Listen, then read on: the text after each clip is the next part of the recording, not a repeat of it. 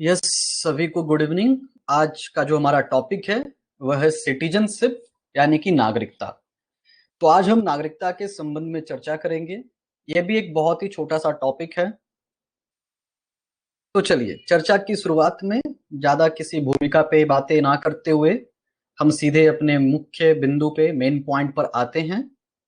हम इस चैप्टर की शुरुआत कर रहे हैं। तो सबसे पहले नागरिकता। नागरिकता में क्या है देख लीजिए। ये संविधान के किस भाग से और इसमें कौन से अनुच्छेद का उल्लेख किया गया है। तो इंडियन कॉन्स्टिट्यूशन का पार्ट 2 और article number 5 to 11 deals with citizenship, जैसा कि आप यहां पर देख रहे हैं, है ना। आर्टिकल नंबर 5 to 11 क्या है? Deal with citizenship. अभी हम एक एक करके इसके सारे आर्टिकल को पढ़ेंगे। तो आर्टिकल 5 जो है, यह डिफिनेशन बताया गया है कि सिटीजनशिप क्या होगा। देखिए, जैसे कि हमारे देश को स्वतंत्रता मिला, ब्रिटिश काल से, ब्रिटिश शासन से जब हम बाहर निकले, तो उसके बाद जरूरत पड़ा कि जिस प्रकार से विश्व के सारे लोकतांत्रिक देशों में एक सिटीजनशिप, नागरिकता करके कोई एक कॉन्सेप्ट होता है, वह भी हमारे देश में होना चाहिए। तो उसके लिए संसद ने नागरिकता अधिनियम 1955 का निर्माण किया, है ना। नागरिकता अधिनियम यानी कि जिसको कहते हैं सिटीजनशिप एक्ट 1955। तो सिटीजनशिप एक्ट 1955 नाम से पता चलता है कि 1955 में बनाया गया। तो अब ये जो सिटीजनशिप जो एक्ट था, ये जो एक कानून था, इसमें क्या बताया गया है? आर्टिकल 5 यही कहता है, सिर्फ आर्टिकल 5 सिर्फ डिफिनेशंस में, परिभाषा में यही कहता है कि एक ऐसा अधिनियम है जो कि किसी भी व्यक्ति को भारत का नागरिक बनने के लिए और उसकी नागरिकता का हनन होने के लिए, यानी कि अपना इंडियन जो है सिटीजन सिर्फ एक्विजिशंस करने के लिए और उसके टर्मिनेशंस के बारे में आर्टिकल 5 में बताया गया है। आगे बात समझ में। आर्टिकल 5 क्या बता रहा है? आर्टिकल 5 सिर्फ ये बताता है कि जो नागरिकता अधिनियम 1955 बना है, यानी कि जो सिटीजनशिप एक्ट 1955 बना है, इसमें दो बातें मुख्य तौर पे है। एक है कि आप किस प्रकार से इंडिया का सिटीजन बन सकते हैं और किस प्रकार से आपका इंडिया का जो सिटीजन है वो टर्मिनेट हो सकता है, यानी उसकी समाप्ति हो सकती है। ये बातें उसमें बताई गई है। तो देखिए, सबसे पहले भारत के नागरिक बनने के लिए कैसे करेंगे, है ना। कैसे भारत का नागरिक बनना है? तो 4 तरीकों से नागरिक बनी जा सकती है। कैसे 4 तरीकों से हम नागरिक बन सकते हैं? तो देखिए, पहला सबसे पहले कौन सा है तरीका भारत का नागरिक बनने का, भारत के नागरिक होने के लिए? जो पहला तरीका है वह है भारत का मूल निवासी, यानी कि इंडियन नेटिव होने चाहिए। अभी इंडियन नेटिव में क्या है? यदि उसका जन्म भारत में हुआ है, तो यदि भारत में जन्म हुआ भी है तब भी कुछ और उसमें दो ऐसे चीजें हैं जो ये चीजें फुलफिल होनी चाहिए, और दो कंडीशंस वहां पे जोड़ा गया है। यानी कि भारत का नागरिक बनने के लिए जो भारत के मूल निवासी हैं और जिनका जन्म भारत में हुआ है, लेकिन सिर्फ भारत में जन्म होने से ही आप नागरिक नहीं बन जाएंगे, ऐसा नागरिकता अधिनियम 1955 में लिखा हुआ है। क्या होनी चाहिए? सबसे पहली बात, यानी कि उसके माता पिता में से किसी एक का जन्म भारत में हुआ हो। मैंने अभी ये बात स्पष्ट किया कि सिर्फ भारत में जन्म लेने से आप भारत के नागरिक नहीं बन जाएंगे।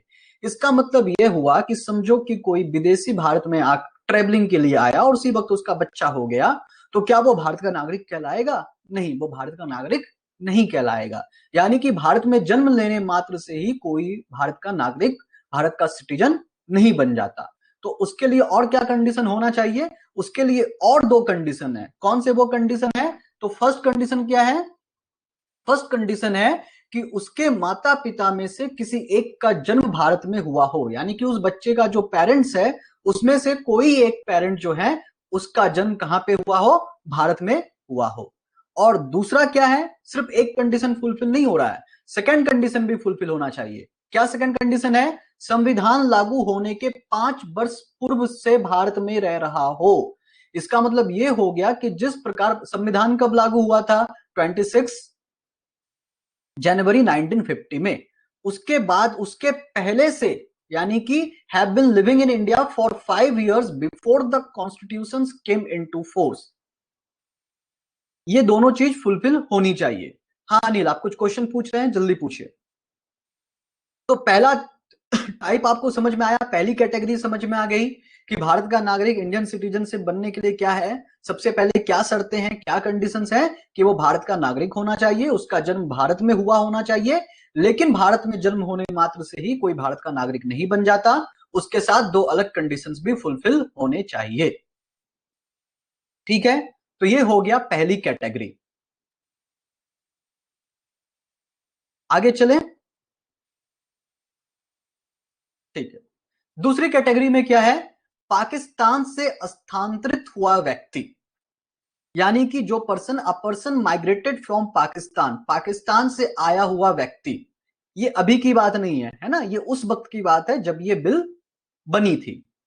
तो पाकिस्तान से स्थानांतरित हुआ व्यक्ति में क्या है, सबसे पहले जो पहला जो सबसे बड़ा वाला कंडीशन है वो ये है, क्या है कंडीशंस, इफ हिज पेरेंट्स और ग्रैंड पेरेंट्स, अभी यहाँ पे दोनों है। पिछले बारे में जो हमने पढ़ा था उसमें सिर्फ हमने पेरेंट्स के बारे में पढ़ा था कि उसके माता पिता में से कोई एक भारत के नागरिक होने चाहिए। इसमें क्या है, उसके माता पिता नहीं हुए तो भी चलेगा, तो कौन, उसके माता पिता या दादा दादी अविभाजित भारत में पैदा हुए हो, यानी कि उनके माता पिता और दादा दादी कौन से इंडिया में, कौन से भारत में जन्म लिए हो, अनडिवाइडेड इंडिया। तो अनडिवाइडेड इंडिया यानी कि कब, 1947 से पहले की बात है ये, उस टाइम पे उनके मम्मी पापा का या फिर उसके दादा दादी का जन्म भारत में हुआ हो। दूसरी बात, अभी इसमें और दो चीजें मुख्य तौर पे गौर करने वाली बात है। एक डेट है 19 जुलाई 1948। अभी यहां पे दो तरह के लोग आते हैं, 19 जुलाई 1948 से जो पहले भारत में आया है, और 19 जुलाई 1948 के जो बाद में भारत में आया है। ठीक है, यानी कि सबसे पहला कंडीशन क्या है, पाकिस्तान से स्थानांतरित हुए व्यक्ति में से सबसे पहला कंडीशन है कि उसके माता पिता या दादा दादी में से कोई भी, है ना, अविभाजित भारत में यानी कि अनडिवाइडेड इंडिया में पैदा हुए हो। उसके बाद क्या है कि यदि वो 19 ऑफ जुलाई 1948 से पहले भारत में आ गया हो और उसके आने के बाद वो हमेशा से भारत में ही रह रहा हो, ऐसा ना हो कि वो भारत पाकिस्तान करता रहे। जब वो पाकिस्तान से वापस आया भारत में और वो भारत में ही रह रहा हो, तब उसे नागरिकता मिल जाएगी।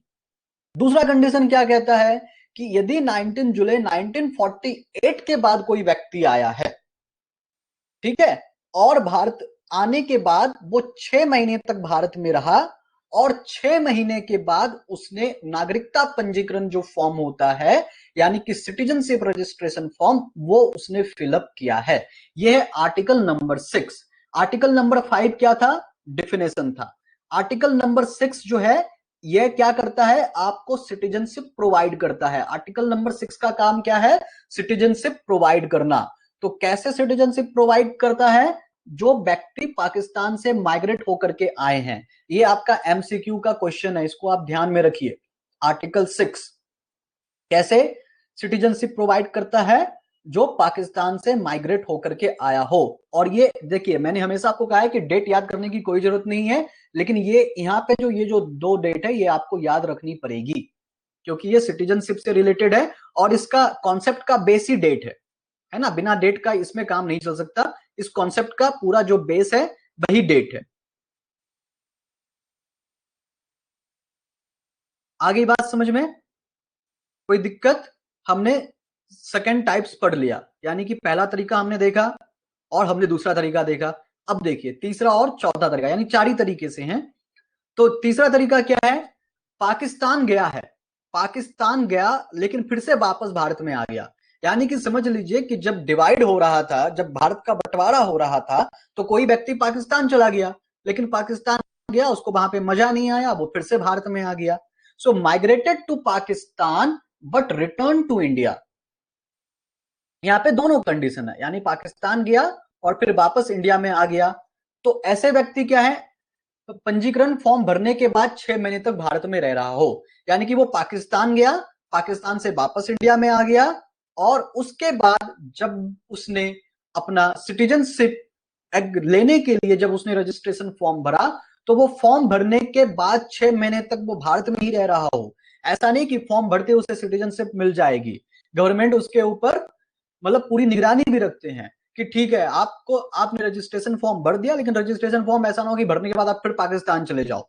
तो रजिस्ट्रेशन फॉर्म भरने के बाद वो 6 महीने तक भारत में ही रह रहा हो। तो ये है आर्टिकल नंबर 7। आर्टिकल नंबर 6 जो था वो किससे डील कर रहा था?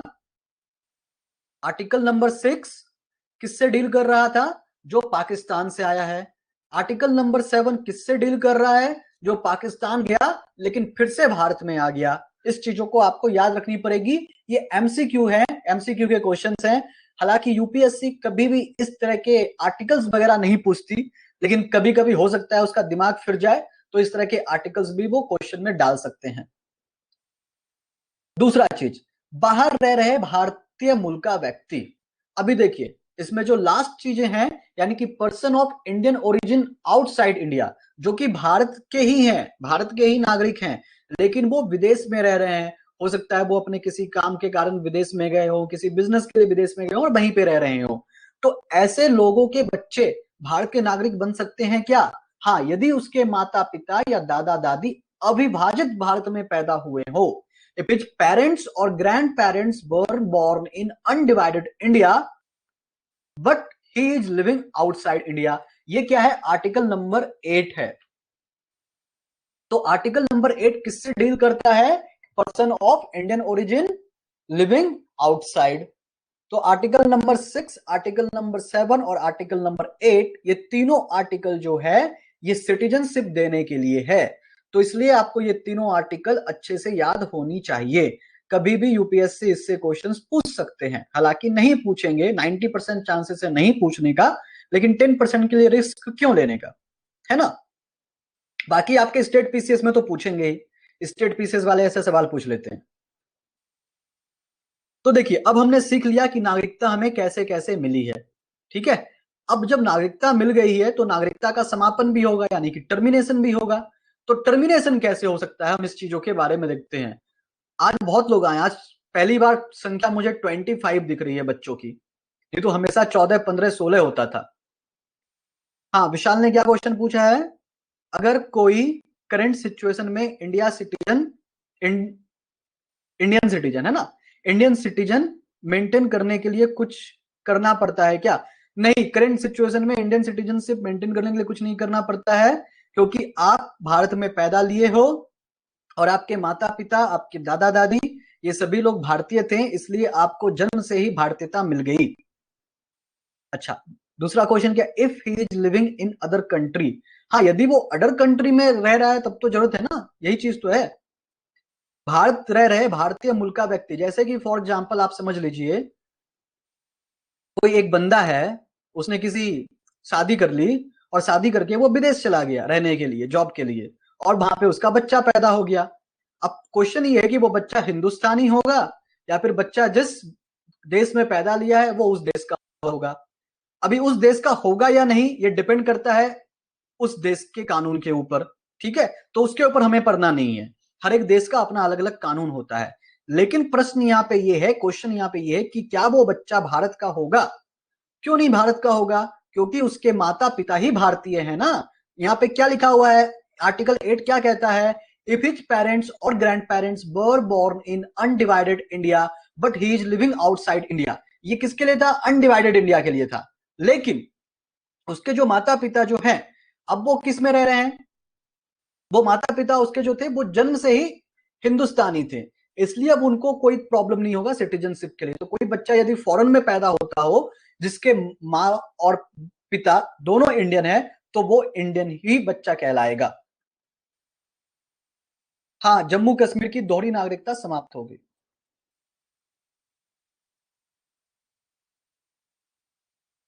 ठीक है, अब हम आते हैं नागरिकता की समाप्ति के ऊपर। जिस प्रकार से हमने देख लिया कि हमें सिटीजनशिप मिल गया, तो अब सिटीजनशिप का टर्मिनेशन भी होता होगा। तो कैसे सब सिटीजनशिप का टर्मिनेशन होता है? तो देखिए यहाँ पे 3 चीजें दी गई है सिटीजनशिप का टर्मिनेशन के लिए। एक है स्वैच्छिक त्याग, यानी कि हमने गवर्नमेंट को ये बता दिया एक एफिडेविट करके कि भाई अब हम इंडियन सिटीजन नहीं है, हम नहीं रहना चाहते। कोई बात नहीं, गवर्नमेंट उस चीज को एक्सेप्ट कर लेगी। लेकिन गवर्नमेंट तब एक्सेप्ट करेगी जब कोई वॉर का सिचुएशन ना हो, ऐसा ना हो कि युद्ध चल रहा है और युद्ध के दौरान आपने कह दिया कि हम भारत का नागरिक रहना नहीं चाहते हैं, तो उस वक्त आपका जो ये एफिडेविट है वो हो सकता है कि वो अप्रूव ना हो। दूसरा क्या है, बर्खास्तगी। इसका मतलब क्या हुआ कि जैसे कि कोई बंदा फॉरेन कंट्री चला गया और फॉरेन कंट्री में, जिस कंट्री में वो रह रहा है, उस कंट्री के कानून के तहत उसको वहां की नागरिकता अब मिल सकती है और उसे अब आजीवन उसी देश में रहना है। तो इसलिए वो क्या बोलेगा कि भारत में कि हमें भारत की नागरिकता समाप्त करनी है, तो भारत का नागरिकता उसका समाप्त हो जाएगा, है ना, बर्खास्त हो जाएगा। और तीसरा क्या है, तीसरा जब गवर्नमेंट खुद से चाहेगी कि ये जो बंदा है या बंदी है, इसका सिटीजनशिप छीन लो, इससे टर्मिनेट कर दो, तो गवर्नमेंट पागल तो नहीं कि किसी का भी सिटीजनशिप टर्मिनेट कर देगी। सिटीजनशिप टर्मिनेट तभी कर सकती है जब कुछ आप देश के खिलाफ काम करेंगे, या फिर हो सकता है कि कुछ युद्ध का सिचुएशन है, कुछ वॉर का सिचुएशन है और आपने दुश्मन देशों की सहायता की है, तो उस वक्त गवर्नमेंट जो है ऐसा कदम उठा सकता है। ठीक है, देशद्रोही होने पे ही आपको टर्मिनेट नहीं किया जा सकता, सिर्फ देशद्रोही नहीं है कारण, बहुत सारे कारण होते हैं। अभी तक मेरे अंदाज से शायद ही कोई ऐसा होगा जिसको टर्मिनेट किया है, गवर्नमेंट ने जिसको टर्मिनेट किया है, मेरे अंदाज से तो अभी तक कोई ऐसा नहीं है। यदि होगा तो मेरी जानकारी से बाहर है, लेकिन जहां तक मैं जानता हूं कि अभी तक कोई ऐसा नहीं है जिसको गवर्नमेंट ने खुद से बोल दिया कि नहीं भाई अब तुम इंडियन सिटीजन नहीं रहोगे। ठीक है, अब ये हो गया। देखिए, अभी दूसरी चीज है, नागरिकता अधिनियम जो 1955 में बनाई गई थी, उसे अभी तक कितनी बार संशोधित की गई है, amendment to the citizenship act 1955। तो अभी तक जो है इस बिल को, यानी कि इस सिटीजनशिप एक्ट को अभी तक टोटल 6 बार अमेंडमेंट इसमें लाया गया है, यानी कि इस अधिनियम में 6 बार संशोधन किया गया है। यहां पर गलती से 5 बार लिखा हुआ है, 2005 के बाद एक बार और हुआ था 2015 में, 2015 में भी सिटीजनशिप अमेंडमेंट एक्ट 2015 आया था। ठीक है, तो अभी तक जो है टोटल 6 बार अमेंडमेंट हो चुका है सिटीजनशिप एक्ट में। पहला अमेंडमेंट कब हुआ था, 1986 में, उसके बाद क्रमबद्ध चलता रहा, और जो आया वो है नागरिकता अधिनियम, नागरिकता संशोधन अधिनियम 2019। इसको मैंने बोल्ड में इसलिए लिखा है क्योंकि ये करंट अफेयर्स के क्वेश्चंस हैं, इससे डायरेक्टली आपके करंट अफेयर्स के मेंस के लिए क्वेश्चंस आ सकते हैं। अभी तक किसी को कंफ्यूजन है, कुछ कोई डाउट, कोई कंफ्यूजन तो बताइए।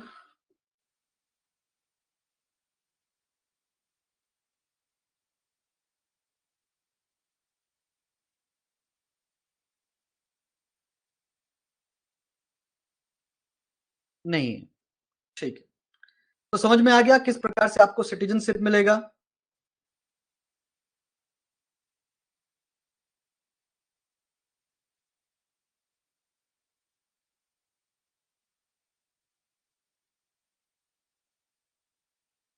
हाँ, वो तो मैं एक्सप्लेन करूंगा, इसलिए तो मैं उसको बोल्ड में किया हूं ना।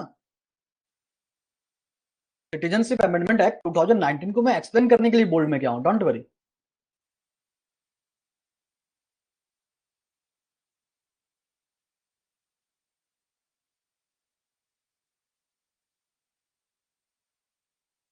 ठीक है, आगे हम चलते हैं। अभी देखिए, नागरिकता संशोधन अधिनियम, तो हर दिन मैं आपको चैप्टर पढ़ाने के बाद आपको मैं प्रीलिम्स के क्वेश्चन दिया करता था, ठीक है, कुछ एमसीक्यू क्वेश्चन दिया करता था। आज इस टॉपिक से मुझे कोई खास क्वेश्चन बना नहीं, यूपीएससी के लिए तो नहीं बन पाया, इसलिए मैंने कुछ खास बनाने की कोशिश नहीं की। आज मैं सोचा क्यों ना एक मेंस का क्वेश्चन दे दूं आपके आंसर प्रैक्टिस के लिए। दूसरी बात, जो स्टेट पीसीएस और यूपीएससी की तैयारी कर रहे हैं उसके लिए आंसर राइटिंग काफी मायने रखता है। और दूसरी बात यह भी थी कि मैं आप लोगों में से किसी से पर्सनली मिला नहीं हूं, और मुझे आप लोगों के बारे में जानना है कि आप लोग किस प्रकार से पढ़ाई करते हैं। तो इस चीज को जानने के लिए जरूरी है कि मैं आपका कोई ना कोई एक एग्जाम लूं। तो ये समझ लीजिए कि आज मैं आप लोगों का एक एग्जाम लेने वाला हूं, वो भी मेंस के लिए। आप सभी को भी एक आंसर लिख करके दिखाना है, कल तक मुझे वो आंसर आ जानी चाहिए। आप एक अच्छे से व्हाइट पेपर में आंसर लिखेंगे, जैसे मेंस एग्जाम में लिखा जाता है। जो लोग भी हो, जो लोग सीडीएस की तैयारी कर रहे हैं वो भी आंसर लिखेंगे, जो लोग ईपीएफओ की तैयारी कर रहे हैं वो भी आंसर लिखेंगे, और यूपीएससी और स्टेट पीसीएस वालों को तो लिखना ही लिखना है। ठीक है, अभी मेंस का क्वेश्चन क्या होगा वो मैं क्वेश्चन देता हूं, मैं थोड़ा सा एक्सप्लेन करता हूं। मैं पूरा पूरा आज एक्सप्लेन करने के मूड में नहीं हूं, क्योंकि मैं चाहता हूं कि आप खुद कितना रिसर्च करते हैं, खुद कितना शोध करते हैं, इस चीज को मैं जान पाऊं। ये जानना मेरे लिए बहुत जरूरी है, तब मैं आपको उस अकॉर्डिंग पढ़ा पाऊंगा। अभी क्या हो रहा है, मैं अपने अकॉर्डिंग पढ़ा पा रहा हूं, है ना। अभी मेरे अकॉर्डिंग पढ़ाने में हो सकता है किसी को पसंद आए, किसी को नहीं पसंद आए, लेकिन जब मैं आपका आंसर जान जाऊंगा, तब मैं आपके जो चरित्र है, आपकी जो पर्सनैलिटी है, उसे मैं एक तरह से एग्जामिन कर पाऊंगा कि आप कितने पानी में हैं और आप क्या कर सकते हैं। ठीक है, तो चलिए।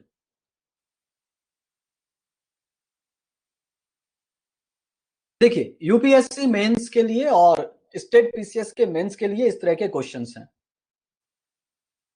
पानी नहीं तो कहां पे है, दूध में है। चलिए, discuss the need and concerns related to citizenship amendment bill 2019, यानी कि नागरिकता संशोधन विधेयक 2019 से संबंधित आवश्यकताओं और चिंताओं पर चर्चा करें। देखिए, यहां पे दो तरह के कीवर्ड हैं। जब भी आपको प्रश्न मिले, जब भी क्वेश्चंस मिले, तो उस क्वेश्चन से आप कीवर्ड्स को ढूंढने की कोशिश कीजिए। क्या है कीवर्ड्स? संबंधित, आवश्यकताओं और चिंताओं, ये दो जो है कीवर्ड्स है, यानी कि कंसर्न, नीड एंड कंसर्न, ये दो चीजें जो है ये आपका कीवर्ड्स है। आपकी जो आंसर होगी वो इसी के इर्द गिर्द, इन्हीं दो चीजों के इर्द गिर्द घूमेगी। आपके आंसर का जो बेसिस होगा वो बेसिस ये होगा, यानी कि सिटीजनशिप अमेंडमेंट 2019, ये आपका बेस होगा। लेकिन वो बेस को आपको किधर घुमाना है? आपको इन दो चीजों पे रखना है, नीड एंड कंसर्न पे। तो आइए, अप्रोच कैसे करते हैं इसके बारे में मैं बाद में चर्चा करूंगा। पहले इसकी भूमिका तैयार करते हैं। नागरिकता संशोधन विधेयक 2019 के बारे में क्या है ये बिल?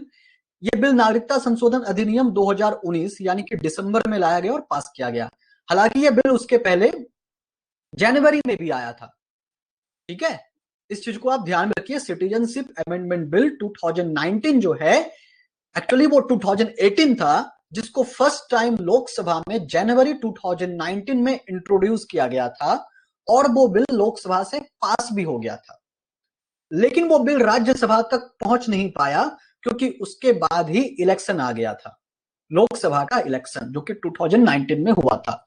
और जैसे ही इलेक्शन होता है, ये चीज मैं आपको लोकसभा वाले जब मैं चैप्टर पढ़ाऊंगा तो मैं आपको अच्छे से समझा दूंगा किस किस प्रकार से बिल, कुछ कुछ बिल्स जो होते हैं वो लैप्स हो जाते हैं। कैसे वो बिल लैप्स हो गया? क्योंकि वो बिल क्या हुआ था, लोकसभा से पास हो गया था, उस बिल को अब राज्यसभा में जाना था, लेकिन राज्यसभा में जाने से पहले ही लोकसभा भंग हो गया। कैसे भंग हो गया? क्योंकि नई इलेक्शन आई। जब कभी भी नई इलेक्शन आती है तो नई सरकार चुनकर आती है, तो जो बिल लोकसभा से पास हो गया रहता है उसका कुछ मायने नहीं होता है राज्यसभा में, क्योंकि फिर से नए लोग आते हैं लोकसभा में, है ना। तो इसलिए वो बिल को लैप्स हो गया, यानी वो बिल खत्म हो गया। तो फिर से दिसंबर में नई बिल, यानी कि सिटीजनशिप अमेंडमेंट बिल 2019 को पार्लियामेंट में रखा गया। लोकसभा से बिल पास हुआ, राज्यसभा में बहुत मारामारी हुई, उसके बाद राज्यसभा से भी पास हो गई। उसके बाद प्रेसिडेंट ने इसके ऊपर अपना अप्रूवल भी दे दिया, और वो बिल एक्ट बन चुका है अभी। ठीक है, ये बिल अभी एक्ट बन चुका है। अभी इस बिल की क्या भूमिका है, इस बिल में क्या कहा जाता है? इस बिल में कहा जाता है कि लोगों को सिटीजनशिप मिलेगा, नागरिकता मिलेगा। तो किन लोगों को नागरिकता मिलेगा? 3 देशों का इसमें वर्णन किया गया है। कौन कौन से वो कंट्री हैं? बांग्लादेश, पाकिस्तान और अफगानिस्तान। ये 3 देश हैं, आपको ये याद रखना है। वैसे आप लोगों को याद ही होगा मेरे अंदाज से, इतने नालायक तो आप लोग नहीं होंगे इस चीज को आपको याद ना रहो। बहुत इसके ऊपर हंगामा हुआ। अफगानिस्तान, पाकिस्तान और बांग्लादेश, ये 3 देशों के लोग, 3 देशों के सारे लोग क्या नहीं, इन 3 देशों के माइनॉरिटी। कौन थे माइनॉरिटी इस देश में? ये तीनों देश क्या है? ये तीनों एक इस्लामिक देश है, इस्लामिक रिपब्लिक है। ठीक है, ये तीनों देश इस्लामिक रिपब्लिक है। यहाँ पे रहने वाले जो माइनॉरिटीज हैं, यानी कि जो अल्पसंख्यक है, तो यहाँ पे अल्पसंख्यक कौन होंगे? हिंदू होंगे, और कौन होंगे? जैन होंगे, और कौन होंगे? बौद्ध होंगे, और कौन होंगे? क्रिश्चियन होंगे, और कौन होंगे? फारसी होंगे, और कौन होंगे? जल्दी बताइए। पंजाबी, पंजाबी कोई धर्म है? क्या रे सूरज, कैसे बनेगा रे तू गुंडा? और सिख, है ना? तो कितने हो गए? हिंदू, जैन, बौद्ध, क्रिश्चियन, फारसी और सिख। तो ये 6 लोग जो हैं, 6 धर्म के जो लोग हैं, इन लोगों को नागरिकता देने की बात कही गई है। इन लोगों को नागरिकता देने की बात कही गई है। और ये लोग कहां से बिलोंग करने चाहिए? ये सारे लोग बिलोंग करने चाहिए कहां से?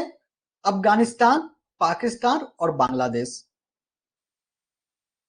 तो ये इसकी भूमिका रही है। इन देश अभी इनमें से क्या सभी को नागरिकता मिल जाएगी? नहीं, इनमें से उन्हीं लोगों को नागरिकता मिलेगी जो, डेट बताइए, डेट याद है आप लोगों को? कौन सा डेट है? जो 31 दिसंबर 2014, 31 दिसंबर 2014 को, या फिर 31 दिसंबर 2014 से पहले भारत में आ गए थे और भारत में रह रहे हैं। अब भारत में वो रह रहे हैं तो अभी ये लोग तो विदेशी हैं, तो भारत में ये लोग कैसे रह रहे हैं? तो ये लोगों को कहा जाएगा इनलीगल माइग्रेंट, है ना? ये लोग क्या है, लीगली माइग्रेंट नहीं है। अच्छा, अभी इनलीगल माइग्रेंट क्या होता है, इस चीज के बारे में कोई बताएगा? तो ऐसे लोग जो भारत के नागरिक नहीं हैं लेकिन भारत में रह रहे हैं बिना किसी वीजा के। या फिर इसमें से दो कैटेगरी के लोग आते हैं। एक तो पहला वो जो बिना किसी वीजा के भारत में रह रहे हैं, और दूसरे वो जो वीजा के साथ भारत में आए थे लेकिन अब उसके वीजा की डेट खत्म हो चुकी है, लेकिन डेट खत्म होने के बाद भी वो भारत में रह रहे हैं। तो ये दोनों लोग क्या कहलाएंगे? ये दोनों लोग इनलीगल रहिवासी कहलाएंगे, है ना? इनलीगल को हिंदी में क्या कहेंगे? इनलीगल, आप लोग समझ गए होंगे। इनलीगल माइग्रेंट है ये लोग। ये लोग भारत में रह रहे थे। तो 31 दिसंबर 2004, हाँ अवैध, सही, अवैध प्रवासी इसको कहेंगे। तो ये लोग अवैध प्रवासी के रूप में जो लोग भारत में रह रहे थे, लेकिन कौन लोग? जो 31 दिसंबर 2014 तक या उससे पहले भारत में आ चुके थे। कहां से आ चुके थे? अफगानिस्तान, पाकिस्तान और बांग्लादेश। उसमें से कौन कौन धर्म के लोग? नॉन मुस्लिम मान लीजिए, है ना? ये 6 धर्म जो है ये नॉन मुस्लिम है। ये सारे लोगों को नागरिकता देने का प्रावधान इसमें किया गया है। ये बात आपको समझ में आ गई? नागरिकता देने का इसमें प्रावधान किया गया है। लेकिन अभी इसमें कुछ और चीजें हैं। जब इसकी आप गहराई को देखेंगे तो आपको इसमें थोड़ा ये भी समझ में आएगा कि इसके ऊपर फिर आसाम में, नॉर्थ ईस्ट में काफी ज्यादा हंगामा हुआ था। आसाम और नॉर्थ ईस्ट में क्यों काफी ज्यादा हंगामा हुआ था, कोई मुझे बताएगा इसके ऊपर? क्या रीजन है? क्योंकि वहां पे बहुत बड़ी संख्या में, नहीं नहीं, एनआरसी कोई रीजन नहीं है। एनआरसी तो बात की बात है। मैं सिर्फ अभी इसके बारे में बात कर रहा हूं। देखिए, आप लोग कंफ्यूज ना हुआ कीजिए। ये जो वो बैठे थे ना, कहाँ, कौन से शाहीन बाग में जो बैठे थे ना, वैसी ही बातें आप मत कीजिए। आप यूपीएससी की तैयारी कर रहे हैं। मैं एनआरसी की कुछ बात ही नहीं कर रहा हूं अभी। मैं सिर्फ और सिर्फ सिटीजनशिप अमेंडमेंट की बात कर रहा हूं। एनआरसी, एनपीआर, ये सब चीजों की मैं बात ही नहीं कर रहा हूं। मैं सिर्फ और सिर्फ सिटीजनशिप अमेंडमेंट की बात कर रहा हूं। सिटीजनशिप अमेंडमेंट को आप उन चीजों से जोड़ करके ना देखें तो ज्यादा अच्छा रहेगा। आप यूपीएससी की तैयारी कर रहे हैं, आप ब्रॉड दृष्टिकोण रखें, है ना? शाहीन बाग के जैसे लोगों की तरह बात ना करें। हम्म।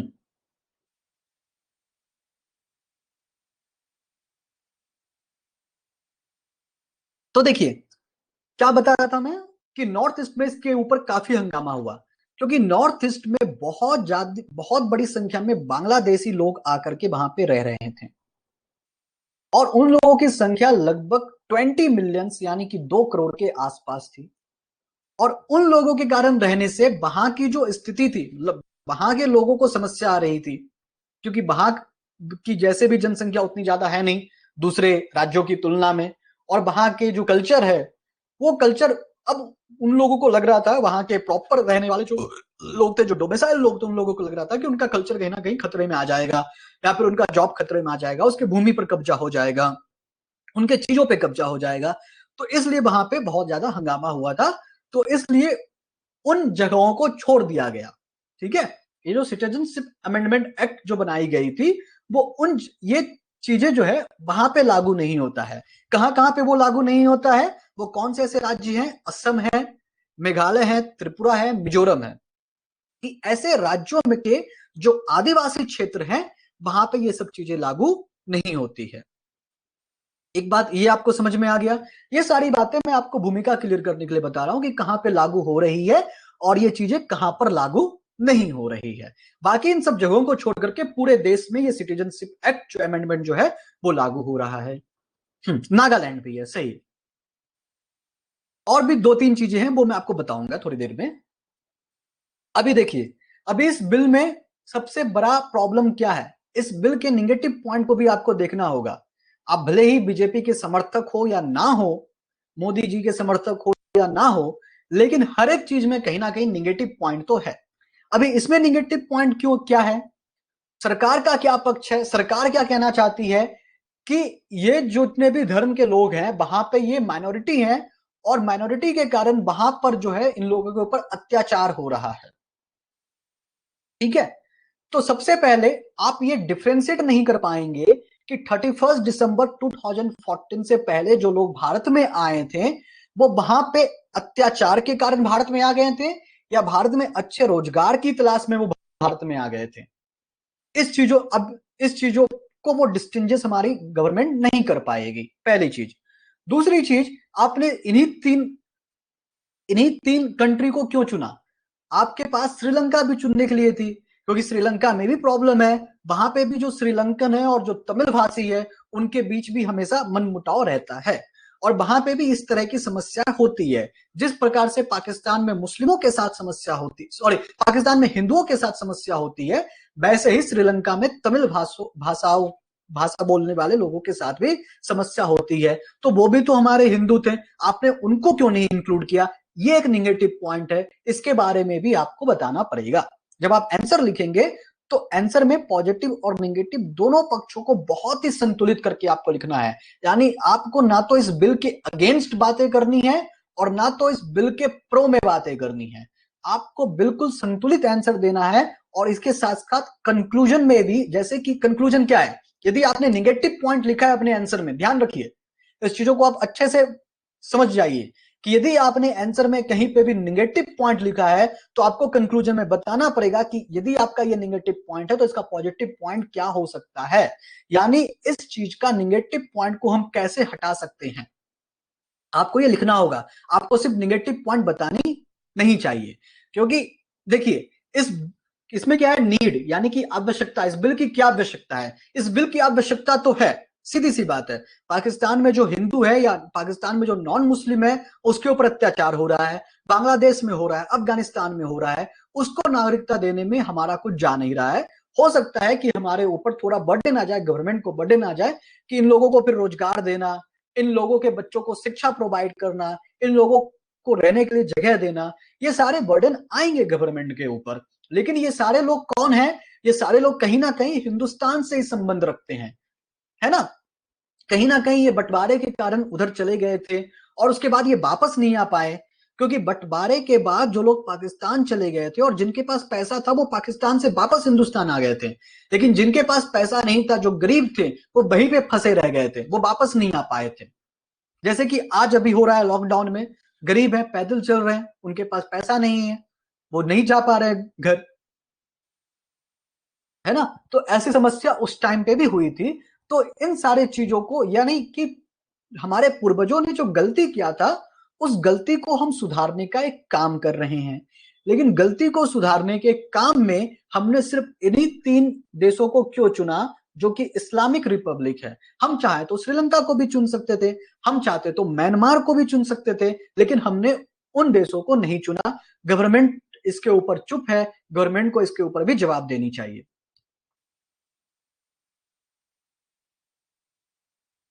एक मिनट, मैं कुछ क्वेश्चन देख लेता हूं।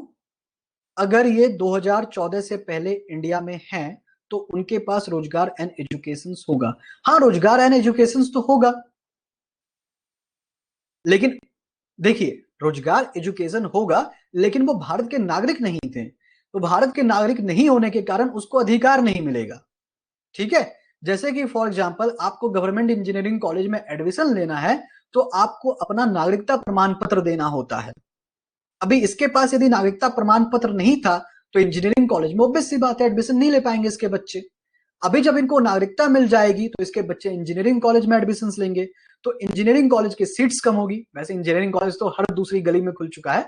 एक उदाहरण के तौर पे मैं बता रहा हूं कि अब फिर से मेडिकल समझ लीजिए, मेडिकल में सीट कम है, तो अभी इन बच्चों को मेडिकल में एडमिशन लेना है, तो जो बच्चे पहले से हमारे देश के जो थे, हमारे देश के जो नागरिक थे, उसके साथ तो कंपटीशन होगा ही ना इनका। कितने वर्ड्स में लिखना है? 250 वर्ड्स। ठीक है ब्रिजेश, समझ में आ गई आपको ये बात? क्यों मैंने बताया कि शिक्षा और रोजगार देना पड़ेगा इनको? क्योंकि इसके पहले जो शिक्षा और रोजगार इनके पास था वो अपने बल पे इन्होंने हासिल किया था।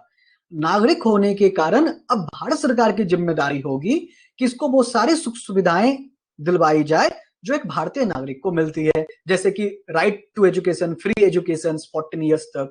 ये सारी चीजें अब इनको मिलेगी जब ये सिटीजन हो जाएंगे तो इन चीजों को आपने सुन लिया, इनके जो मैं निगेटिव पॉइंट आपको बताया हूं। हालांकि यदि इसमें श्रीलंका को शामिल कर लिया होता, म्यांमार को शामिल कर लिया होता तो उनसे कुछ नुकसान नहीं होता, वहां पे वैसे भी कम संख्या में लोग हैं। तो गवर्नमेंट को इसका जवाब देना चाहिए था। ठीक है, बाकी जो है कि मुस्लिम को क्यों नहीं ऐड किया गया इसमें, ये भी एक क्वेश्चन है। मुस्लिम को कैसे ऐड कर सकते हैं? हम तो जो कंट्री चुने हैं वो कंट्री खुद मुस्लिम है। कुछ लोगों का ये भी कुतर्क है, उसे हम तर्क नहीं कहेंगे, कुतर्क कहेंगे, कि वहां पे मुस्लिमों के ऊपर भी तो अत्याचार हो रहा है। तो यार, मुस्लिमों के ऊपर अत्याचार पूरे संसार में यदि हो रहा है तो हम क्या पूरे संसार को अपने देश में डाल लेंगे? नहीं डाल सकते ना। ये बात समझ में आ गई आपको? तो ये सारे पॉइंट्स जो हैं, देखिए, आपको कभी भी मेंस में, यूपीएससी में ऐसे पॉइंट्स नहीं लिखने हैं जो कि पान के दुकान पे लोग इकट्ठा होकर के या चाय के दुकान पे इकट्ठा होकर के लोग चर्चा करते हैं। वो सारे पॉइंट आपको नहीं लिखने हैं, आपको वैलिड पॉइंट लिखने हैं। निगेटिव जब भी आप बात करें तो निगेटिव के साथ साथ आपको पॉजिटिव रिप्लाई भी वहीं पे लिखना पड़ेगा कि गवर्नमेंट का ये काम था, ये एक नकारात्मक चीजें निकल के सामने आ रही है, यदि गवर्नमेंट ऐसा करती तो और ज्यादा अच्छा होता। आपको ऐसे आंसर लिखा जाना चाहिए। क्योंकि आपसे आंसर क्यों लिखवाया जा रहा है? आपसे आंसर इसलिए लिखवाया जा रहा है क्योंकि जब आप आईएएस बनेंगे तो आप वहां पे रिपोर्ट देने का ही तो काम करेंगे। आपका क्या काम होगा? आपका काम होगा कि आप अपने सीनियर ऑफिसर्स या गवर्नमेंट को आप रिपोर्ट भेजें। रिपोर्ट में भी आपको ये चीजों को लिखना है। तो आपको रिपोर्ट में थोड़ी ना सिर्फ गवर्नमेंट की तारीफ लिखनी है, आपको गवर्नमेंट की चीज, जो निगेटिव चीजें हैं, आपको वो भी लिखना पड़ेगा। सिर्फ निगेटिव चीज लिखने से काम नहीं चलेगा, बल्कि आपको सुझाव भी देने पड़ेंगे, है ना? आपको सजेशन भी देने पड़ेंगे कि और इससे क्या बेटर किया जा सकता था ना। दूसरी बात, एक और बात समझ में आ रही है इससे, जो आपको इसमें मेंशन करना पड़ेगा, वो है आर्टिकल नंबर 15। इसके बारे में मैं आपको वैसे भी कल पढ़ाने ही वाला हूं। आर्टिकल 15, आर्टिकल 15 जो है ये फंडामेंटल राइट्स से है, यानी कि मूलभूत अधिकार से हैं, जो देश के नागरिक और विदेशी दोनों को मिले हुए हैं। आर्टिकल 15 दोनों को मिला हुआ है। यस, मैं तुम्हारे क्वेश्चन को थोड़ी देर में पढ़ता हूं। क्या कह रहा था मैं? आर्टिकल 15 दोनों को मिला हुआ है, यानी कि जो भारत के नागरिक हैं और जो भारत के नागरिक नहीं हैं उनको भी है ये। क्या होता है आर्टिकल 15? आर्टिकल 15 कहता है कि हमारी देश की सरकार, यानी कि हमारा देश का गवर्नमेंट, लिंग, धर्म, जाति, रंग, इन चीजों के ऊपर किसी के भी साथ भेदभाव नहीं कर सकता। क्या है वो चीजें? यानी कि आपके रिलीजन्स के ऊपर, आपके कास्ट के ऊपर, है ना, वो किसी भी तरह से आपको विभेद नहीं कर सकता। तो यहां पे ये बताया जा रहा है कि यहां पे देखिए, आपने सबको चुन लिया लेकिन आपने मुस्लिम को नहीं चुना। तो आप यहां पे क्या कर रहे हैं? आर्टिकल 15 को आप निगलेक्ट कर रहे हैं। ये चीजें आती है निगेटिव पॉइंट में, लेकिन इसको आपको पॉजिटिव पॉइंट में चेंज करना पड़ेगा। क्या है पॉजिटिव पॉइंट इसका? क्योंकि इसका पॉजिटिव पॉइंट आपको ये लेना पड़ेगा कि हम ये जो चुन रहे हैं, ये जो 6 धर्म के लोग हैं, ये इस कंट्री के, और ये एक इस्लामिक कंट्री है।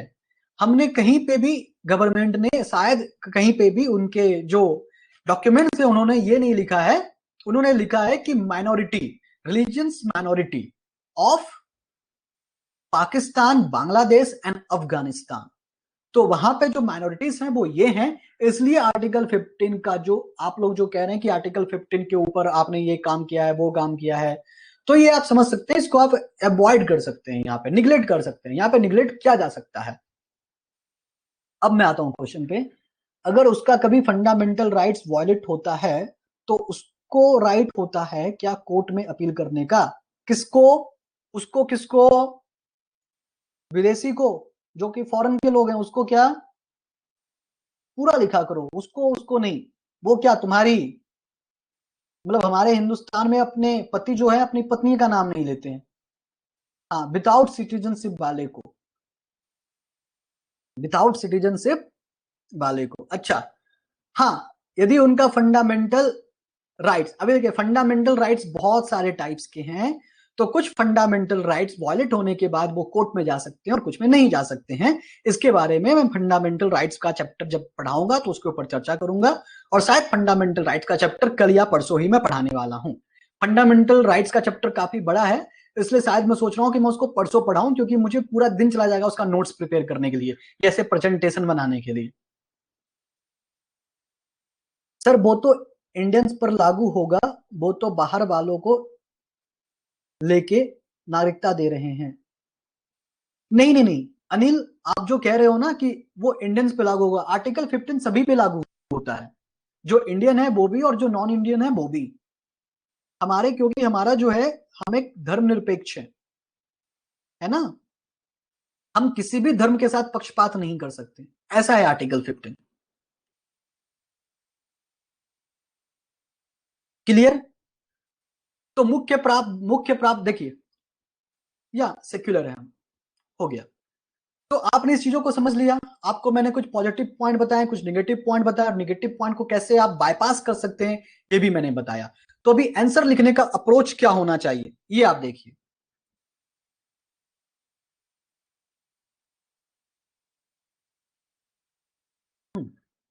आंसर लिखने के क्या अप्रोच होने चाहिए? तो पहला जो अप्रोच है, देखिए आप आंसर कैसे लिखेंगे। प्रश्न क्या था? Discuss the need and concerns related to citizenship amendment bill 2019। अब ये आंसर आप लोगों को लिखना है, और आप लोग कल 5 बजे से पहले मुझे ये आंसर देंगे। आज जितने 28 लोग थे लाइव क्लास में, आज 28 लोगों का मुझे आंसर मेरे पास आना चाहिए, ठीक है? और कोई एक दूसरे से मांग करके कॉपी करके नहीं लेगा, आप सभी को आंसर लेना है। थोड़ा रिसर्च करेंगे, थोड़ा पढ़ेंगे, और इसका आंसर बना करके मुझे देंगे। जो लोग इंग्लिश में लिख रहे हैं वो इंग्लिश में लिखेंगे, जो लोग हिंदी में लिख रहे हैं वो हिंदी में लिखेंगे, ठीक है? यस प्रिया, मिलना चाहिए मुझे आंसर, नहीं मिला तो सब बच्चों को बहुत मारूंगा मैं, बहुत मारता मैं बच्चों को। चलिए, explain the important provisions of the bill. सबसे पहले आपको क्या बताना है? Important provisions of bill, bill के क्या प्रोविजंस हैं। तो प्रोविजंस में आप क्या लिखेंगे? उन 3 कंट्री का नाम, वो 6 रिलीजन्स का नाम, ये इंपॉर्टेंट प्रोविजंस है। और उसके साथ इंपॉर्टेंट प्रोविजन क्या है? ये जो बिल है ये इसके ऊपर कहां पे लागू नहीं हो रहे हैं? इंडिया के कुछ पार्ट में लागू नहीं हो रहे हैं, नॉर्थ ईस्ट के कुछ पार्ट में लागू नहीं हो रहे हैं, कुछ आदिवासी क्षेत्रों में लागू नहीं हो रहे हैं। तो ये सारी चीजों को आप इस पॉइंट में कवर अप करेंगे, ठीक है? उसके बाद क्या है? Explain the reason for formulations of the bill. इस बिल को क्यों बनाया गया, इस बिल की जरूरत क्यों पड़ी, इसके बारे में लिखिए। सरकार का क्या नजरिया रहा है, आप यहां पर सरकार के पक्ष को लिखिए, ठीक है? आपको यहां पर गवर्नमेंट के पक्ष को लिखना है। आप ये भूल जाइए कि आप एक स्टूडेंट हैं, आप बस अपने आप को किसी जिले का कलेक्टर, और जो लोग स्टेट पीसीएस की तैयारी कर रहे हैं वो अपने आप को एसडीएम समझें, और फिर ये आंसर लिखें। और आप ये समझ लीजिए कि आप अपने जो है हायर अथॉरिटी को आप एक लेटर लिख रहे हैं, एक रिपोर्ट लिख रहे हैं, और रिपोर्ट में आप ये बात बता रहे हैं। इस तरह से आप आंसर लिखिए। Explain the reason for formulation of the bill, यानी कि विधेयक के निर्माण के कारणों की व्याख्या कीजिए। क्या कारण था ये विधेयक को लाया गया, ये विधेयक को बनाया गया, इस बारे में आप बातें वहां पे लिखिए। क्या कारण हो सकता है? क्योंकि वहां पे बहुत दिनों से ये मांग उठ रही थी, जो लोग पाकिस्तान में रह रहे थे और जो लोग पाकिस्तान से आए थे वापस हिंदुस्तान, वो लोग फिर वापस पाकिस्तान जाना नहीं चाह रहे थे। हालांकि उसकी जो वीजा की जो डेट थी वो खत्म हो गई थी, लेकिन वो बार बार गवर्नमेंट से ये अप्रोच कर रहे थे, ये मांग कर रहे थे कि हमें यहीं पे रहना है, हमें यहीं की नागरिकता दे दो। ये सारी चीजों को आप लिस्ट आउट करके लिखेंगे। उसके बाद है list the concern and loop holes. आपको कंसर्न लिखना है। कंसर्न्स क्या हो सकता है? कंसर्न आपका यही है कि इतने सारे जब लोगों को भारत की नागरिकता आ जाएगी तो भारत की जो प्राकृतिक संसाधन है इसके ऊपर इन लोगों का भी निर्भरता बढ़ेगी, इनका डिमांड बढ़ेगा और गवर्नमेंट को फुलफिल करना पड़ेगा। वो गवर्नमेंट कैसे फुलफिल करेगी इस चीजों के ऊपर भी आपको लिखना पड़ेगा, क्योंकि भारत अभी भी एक आत्मनिर्भर देश नहीं है। मोदी जी ने कहा है आत्मनिर्भर बनो, लेकिन भारत अभी भी आत्मनिर्भर देश नहीं है। उनके मंत्रिमंडल के बहुत सारे मंत्री ही आत्मनिर्भर नहीं है, तो हमारा देश कैसे निर्भर होगा? ठीक है, list the concern and loop holes. आपको अब लूप होल्स के बारे में बताना है। जो मैंने निगेटिव पॉइंट बताया कि इसमें श्रीलंका को शामिल किया जा सकता था, म्यांमार को शामिल किया जा सकता था, उन लोगों को शामिल ना करने का रीजन गवर्नमेंट बता सकती थी, गवर्नमेंट ने कोई रीजन नहीं बताया। तो उनकी इस कमियों को आप बताइए, विधेयक की चिंताओं और खामियों के बारे में आप बताइए। उसके बाद है, यदि आप वो खामी बता रहे हैं, निगेटिव पॉइंट बता रहे हैं, तो क्या चीज आपको करनी पड़ेगी कि conclude the suggesting way in which the need and concerns can be balanced. यानी कि आपको एक संतुलित सुझाव देना पड़ेगा। किसके लिए संतुलित सुझाव देना पड़ेगा? कि ये जो अमेंडमेंट जो लाया गया नागरिकता संशोधन बिल में, उसकी जरूरत क्या थी और जो चिंता हो रही है उस चिंता को आप कैसे परिवर्तित कर सकते हैं। पॉजिटिव पॉइंट देते हुए आप इसके ऊपर लिखें। तो इस प्रकार से एक आपका सही सा आंसर बन जाएगा जो आपको 250 शब्दों में लिखना है। जब भी आप ये आंसर लिखे तो आप इसी तरह ये हेडिंग डाल डाल के लिखें। Explain the important provision of the bill, तो आपकी हेडिंग क्या बनेगी? Important provision of the bill, है ना।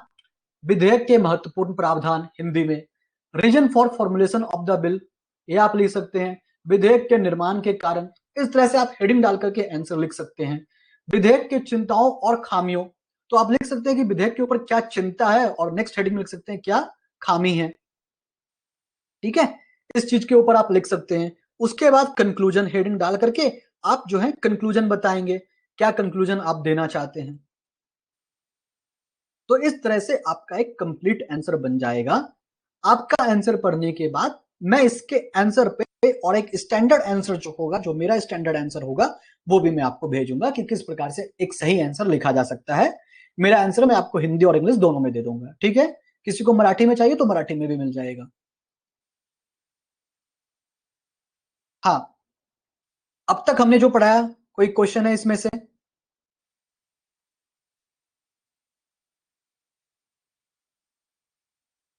नहीं है क्वेश्चन।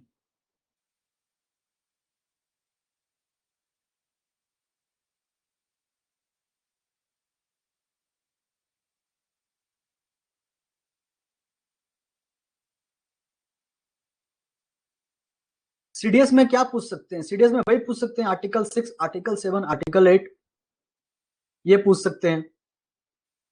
और इस बिल में क्या क्या है, सिटीजनशिप अमेंडमेंट बिल 2019 में क्या क्या है, यानी जो इंपॉर्टेंट प्रोविजंस हैं वो पूछ सकते हैं। ठीक है, ये तीनों चीज नहीं पूछेंगे आपसे। इंपॉर्टेंट प्रोविजंस आपसे पूछ सकते हैं एमसीक्यू में, यहां से क्वेश्चन बनाया जा सकता है। ठीक है सूरज,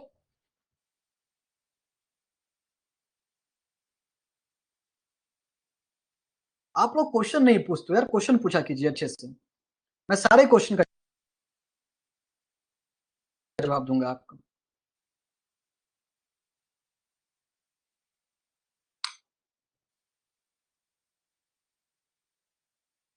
आंसर कहां पोस्ट करनी है? आंसर आप व्हाट्सएप पे भेज दीजिए, मेरे पर्सनल नंबर पे भेज दीजिए।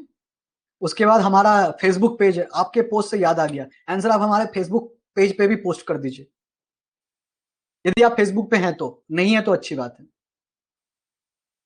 और जो लोगों ने हमारे फेसबुक पेज को लाइक नहीं किया वो पेज को लाइक कीजिए। आप लोग करते नहीं यार, बताना पड़ता है ये सब चीजें।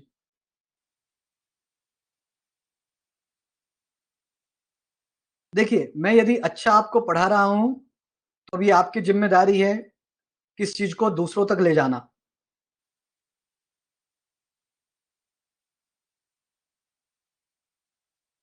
प्रोविजन और अमेंडमेंट में डिफरेंस क्या है?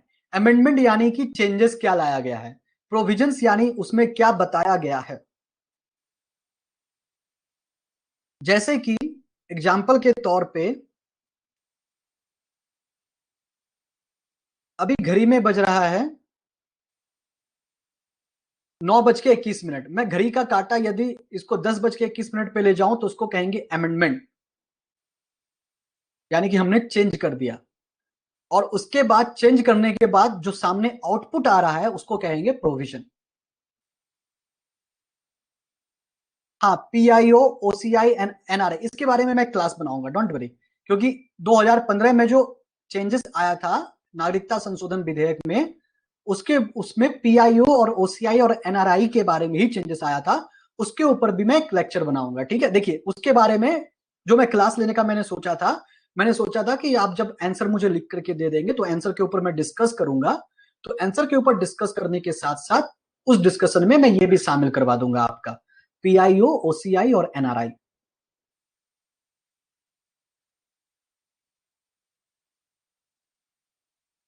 ठीक है अनुज, सॉरी अंजू।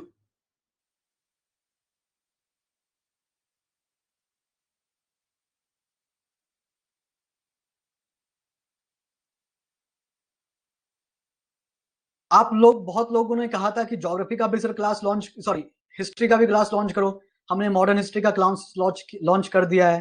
सिर्फ 6-7 बच्चों ने ज्वाइन किया है, जबकि आप में से लगभग 25-30 बच्चों ने कहा था कि हमें भी लेना है, हमें भी लेना है। आप लोग जब बोलते हो तो फिर लिया करो, और नहीं लेना रहता है तो मत बोला करो। ये तो इससे हमें प्रॉब्लम होगी ना, फिर 4-5 बच्चों में हम पढ़ाएंगे। वैसे बच्चे 2 रहेंगे तो भी हम पढ़ाएंगे, उसका कुछ प्रॉब्लम नहीं है हमें। लेकिन यदि आपने बोला है कि आपको ज्वाइन करना है ग्रुप पे, तो आप ज्वाइन कीजिए। सबको हमने बताया कि 30 मई तक आपको ज्वाइन करना है। जो बच्चे बोले थे कि हमें ज्वाइन करना है वही ज्वाइन नहीं किए।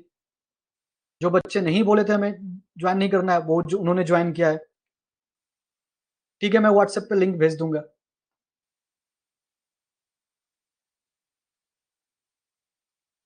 ठीक है, कुछ और इसमें कुछ है तो मैं अभी रिकॉर्डिंग अपना ऑफ कर देता हूँ।